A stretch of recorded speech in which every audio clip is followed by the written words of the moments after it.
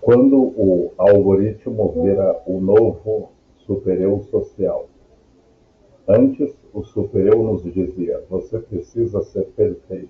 Hoje, o supereu digital ordena: você precisa ser relevante. E para ser relevante, muitos preferem ser barulhentos a serem profundos. O atraso da reflexão virou defeito. A velocidade da opinião virou virtude. E aqui cabe uma observação clínica, caso clínico.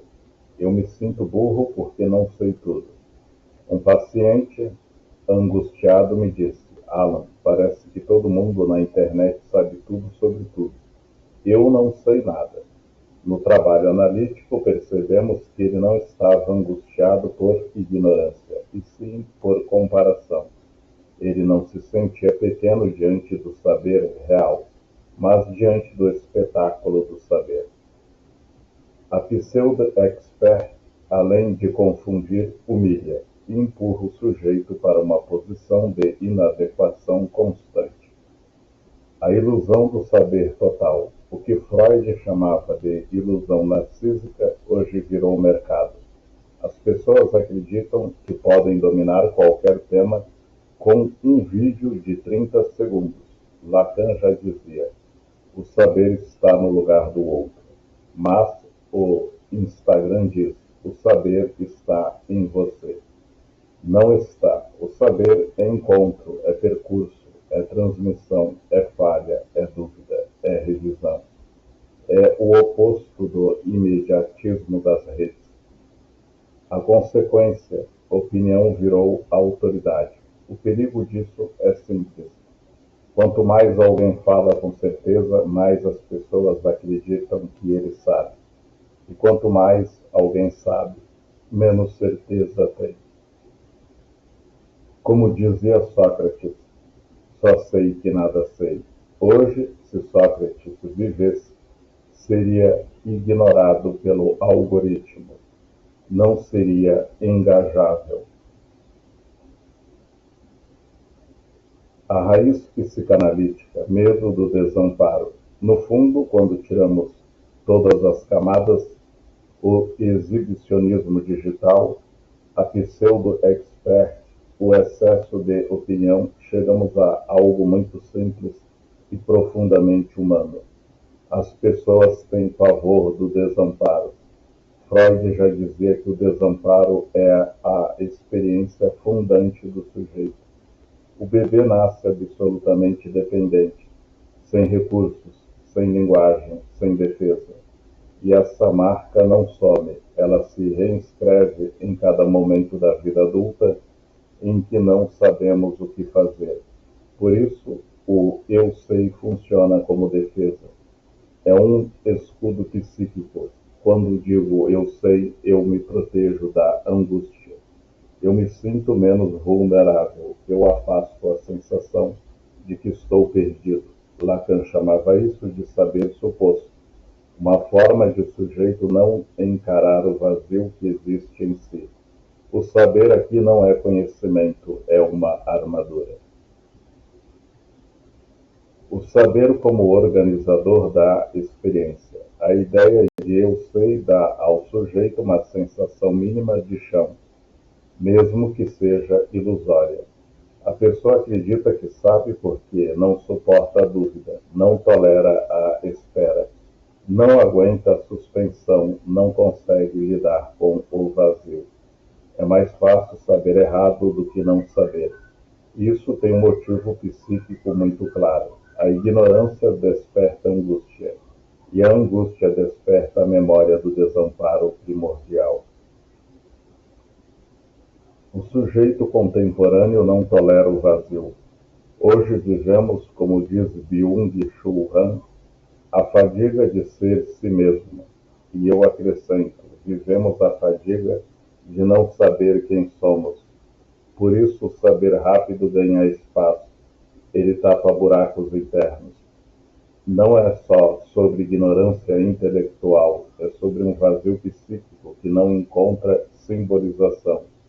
E aí surge a pseudo-expert, uma tentativa de preencher rapidamente o que exige tempo, elaboração e humildade para ser compreendido.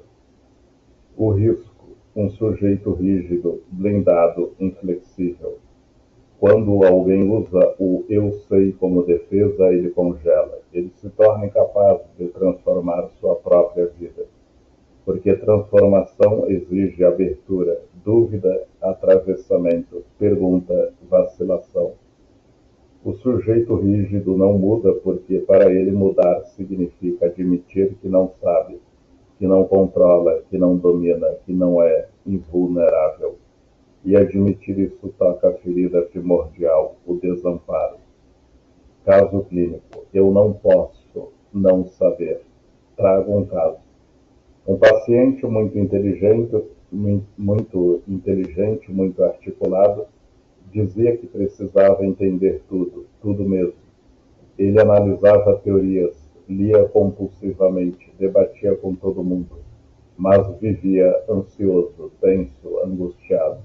Um dia eu perguntei o que aconteceria se você não soubesse. Ele respondeu quase sem pensar: eu desmoronaria. Ali estava a verdade, não era saber, era sobrevivência psíquica. O saber funciona como um andaime. Tirar o andaime significa entrar em contato com o desamparo original. Foi só quando ele pôde dizer eu não sei que começou de fato a se transformar. A lição psicanalítica. A psicanálise ensina que o sujeito só começa a existir de verdade quando se autoriza a não saber. O saber que liberta não é o saber fechado, mas o saber que se abre à pergunta. É o saber que nasce da palavra, do encontro, da escuta, nunca da pretensão de completude. Como diz Lacan, a verdade tem estrutura de ficção, mas o desejo tem estrutura de pergunta.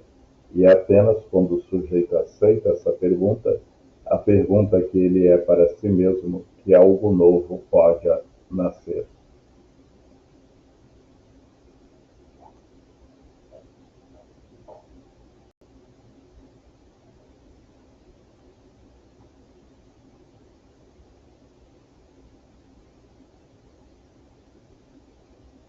Caminhos para recuperar o saber verdadeiro. Quando eu falo sobre recuperar o saber verdadeiro, não estou fazendo defesa de um elitismo intelectual, de uma bolha iluminada de pessoas que sabem mais.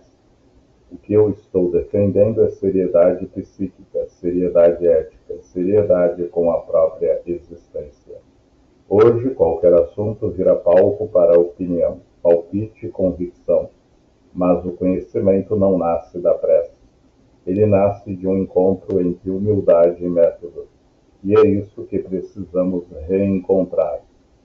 Recuperar a capacidade de dizer não sei. Essa é talvez a frase mais difícil da contemporaneidade. Porque dizer não sei nos coloca diante da falta, nos coloca diante da vulnerabilidade, nos coloca novamente frente àquele desamparo primordial que tanto tentamos evitar. Mas, paradoxalmente, é justamente aí que começa o crescimento. O Winnicott dizia que a saúde emocional de um sujeito depende da capacidade de estar só na presença do outro, algo que traduz simbolicamente suportar a incompletude sem colapsar. Dizer não sei é isso. É ficar de pé mesmo sem garantia. Recuperar a escuta dos que estudaram. Não é sobre idolatrar especialistas, é sobre reconhecer processos. Saber não é uma emoção momentânea, é construção, é lapidação, é teste de realidade. Como dizia Bion, aprender exige uma mente sem memória e sem desejo. Uma mente que se abre, que suporta a frustração, que aceita não dominar de imediato.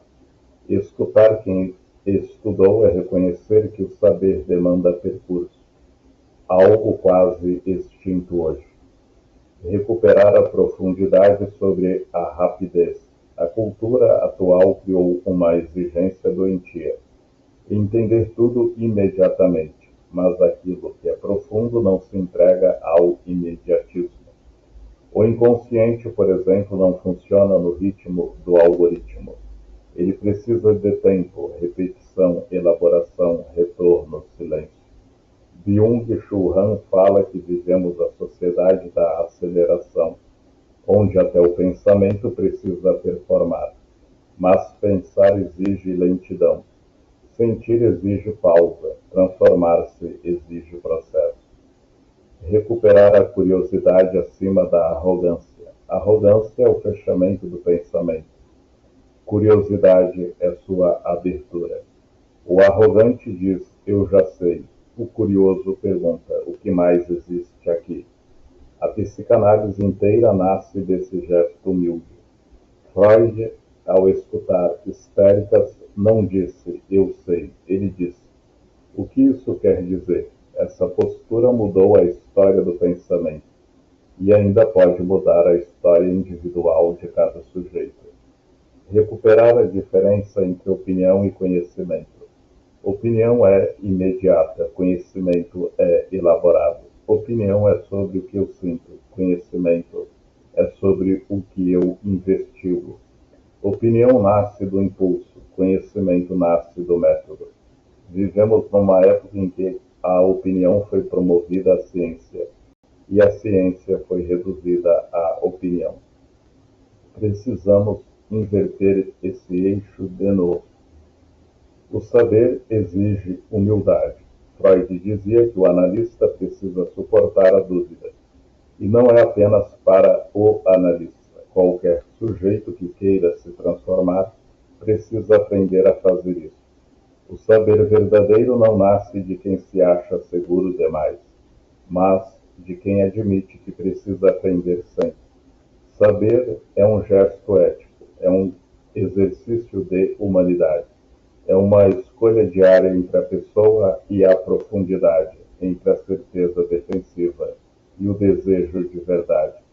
E no fim, o verdadeiro saber aproxima, ele não separa, ele humaniza, não inflama, ele transforma, não performa.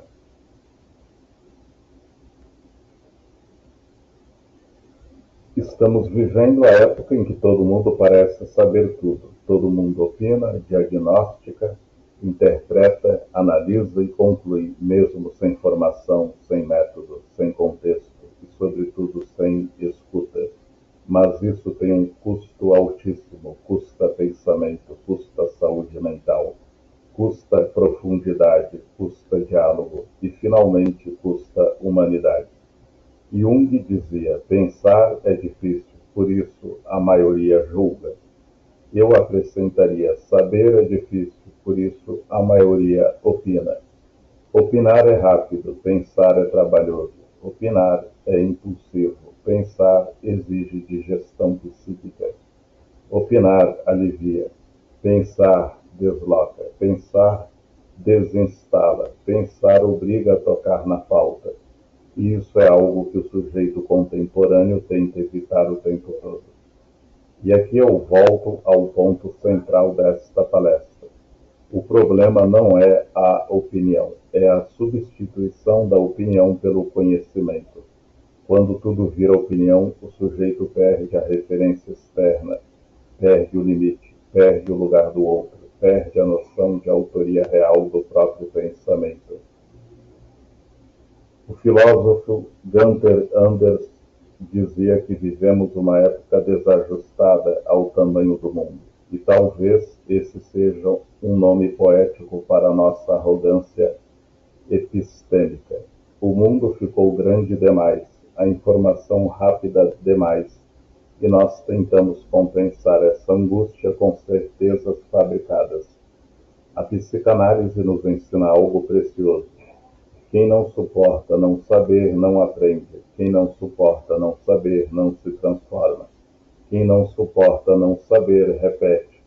O não saber não é ignorância, é abertura, é espaço de construção, é campo fértil para elaboração, é o terreno sobre o qual o saber verdadeiro pode nascer.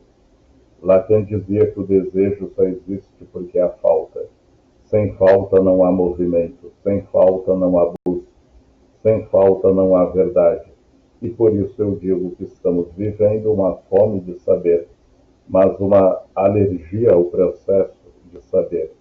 O processo exige tempo, exige humildade, exige dúvida, exige desconforto, exige silêncio, exige confronto interno, exige ética. Por isso, a verdadeira pergunta para o nosso tempo não é por que as pessoas acham que sabem tudo, mas sim o que elas estão tentando evitar ao acreditar que sabem tudo. E a resposta quase sempre é a mesma: o desamparo. Porque admitir eu não sei é tocar aquela ferida arcaica da infância, é reencontrar o momento em que dependíamos absolutamente do outro. E ninguém quer voltar a esse lugar. Mas, paradoxalmente, é justamente esse retorno simbólico, elaborado, adulto, que permite crescimento. A escolha é nossa. A escolha de continuar na superfície ou mergulhar. A escolha de opinar ou estudar. A escolha de reagir ou elaborar. A escolha de falar mais alto ou escutar mais fundo. A escolha de ser especialista instantâneo ou aprendiz permanente. A escolha de sustentar certezas ou acolher a dúvida. E a dúvida, essa palavra tão temida, talvez seja hoje o maior ato de coragem intelectual. Porque a dúvida abre, a dúvida transforma, a dúvida humaniza, a dúvida cura. E, acima de tudo, a dúvida é a porta de entrada do verdadeiro saber. Eu encerro dizendo: não é a internet que está nos deixando rasos. Somos nós que estamos escolhendo a pressa ao invés da profundidade, o aplauso ao invés do processo, a convicção ao invés do pensamento. Mas sempre há escolha, e toda transformação começa quando um sujeito decide sustentar algo simples e poderoso. Eu não sei, e é justamente por isso que eu quero saber. Muito obrigado.